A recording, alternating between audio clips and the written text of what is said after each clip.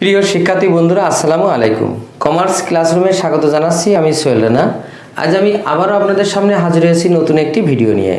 আমার আজকের ভিডিওর বিষয় হলো প্রিন্সিপালস অফ ফিনান্স।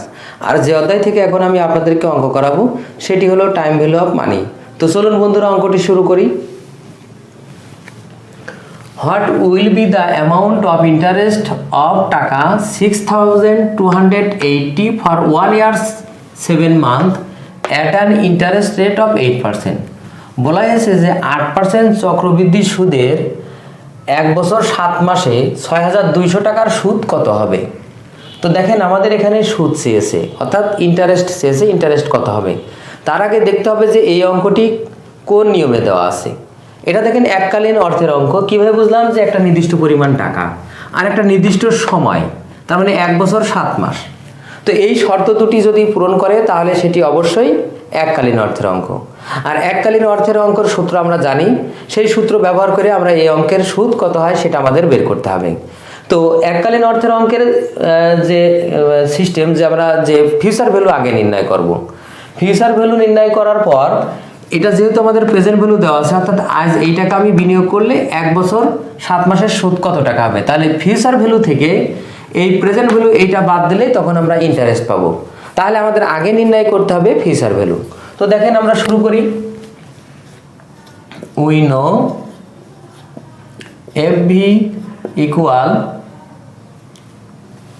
এটা আমরা দেখেন পিভির মাধ্যমেও করতে পারি, আবার এফভির সূত্র প্রয়োগ করেও করতে পারি। তো আমরা এখানে যেহেতু পিভি দেওয়া আছে, আমরা এফভি সূত্র ধরে করি।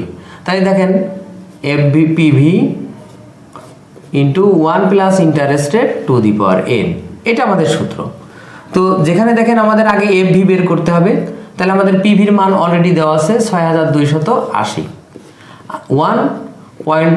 1 প্লাস 0.08, সুদের হার এখানে আমাদের 0.8। আর এন দেখেন আমাদের, তার আগে এখানে আমরা একটু কাজ করে নিই। এখানে আমাদের লিখে নিতে হবে এটা হেয়ার পিভি 6,280, এফভি দেখেন দেওয়া নেই, বের করতে হবে।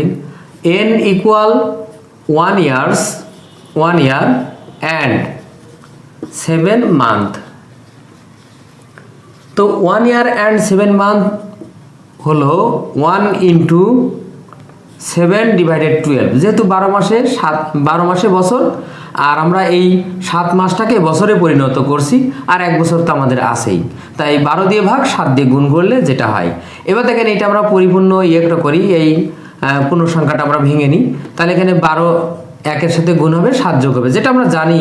তার মানে এখানে 12 1-কে 12 আর 7 19, তার মানে 19 ডিভাইডেড 12, এটা আমাদের হলো এন। আর ইন্টারেস্ট রেট আমাদের 8%, তার মানে 0.08।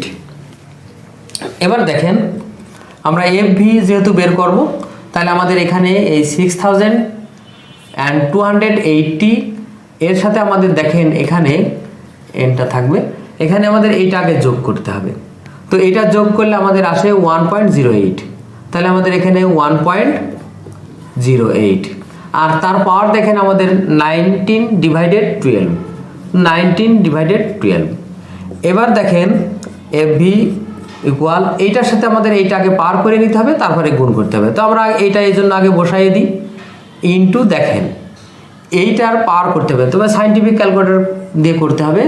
তো এইটার পাওয়ার করলে আমাদের এখানে আসে হলো 1.1295, অর্থাৎ 1.1295। এবার দেখেন যদি আমরা এটা গুণ করি তাহলে আমাদের এখানে আসে বি ইকুয়াল, এটার সাথে এটা গুণ করলে আমাদের আসে 7,093.82,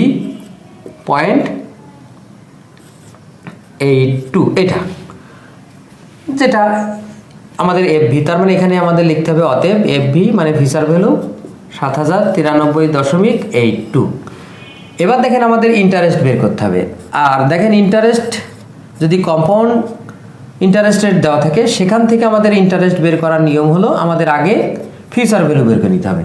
তো আমরা অলরেডি ফিউচার ভ্যালু করেছি, আর এই ফিউচার ভ্যালু মানে আমরা 1 বছর 7 মাস পর আমরা এই টাকা পাবো, আর আমরা বিনিয়োগ করছি কত, এই টাকা, তার মানে পিভি। আর এই ফিউচার ভ্যালু থেকে ওই পিভি বাদ দিলে আমরা ইন্টারেস্ট পেয়ে যাব। তাহলে আমরা এখানে আগে সূত্রটি লিখি। এবার দেখেন ফিউচার ভ্যালু ছিল আমাদের 7093.82 আর মাইনাস পিবি ছিল আমাদের 6280। এবার দেখেন আমরা এটা থেকে এটা বাদ দিলে যেটা আসবে সেটা আমাদের ইন্টারেস্ট। তার মানে আমাদের আসে হলো 813.82। এটাই ছিল আমাদের ইন্টারেস্ট। তো ছাত্রছাত্রী বন্ধুরা, আজ এ পর্যন্তই। আমার ভিডিওটি কেমন হলো অবশ্যই কমেন্ট করে জানাবেন। যদি ভিডিওটি ভালো লেগে থাকে অবশ্যই ভিডিওতে একটি লাইক দেবেন। এছাড়া অন্যান্য বন্ধুদের দেখার জন্য অবশ্যই ভিডিওটি শেয়ার করবেন। ধন্যবাদ। আল্লাহ হাফেজ।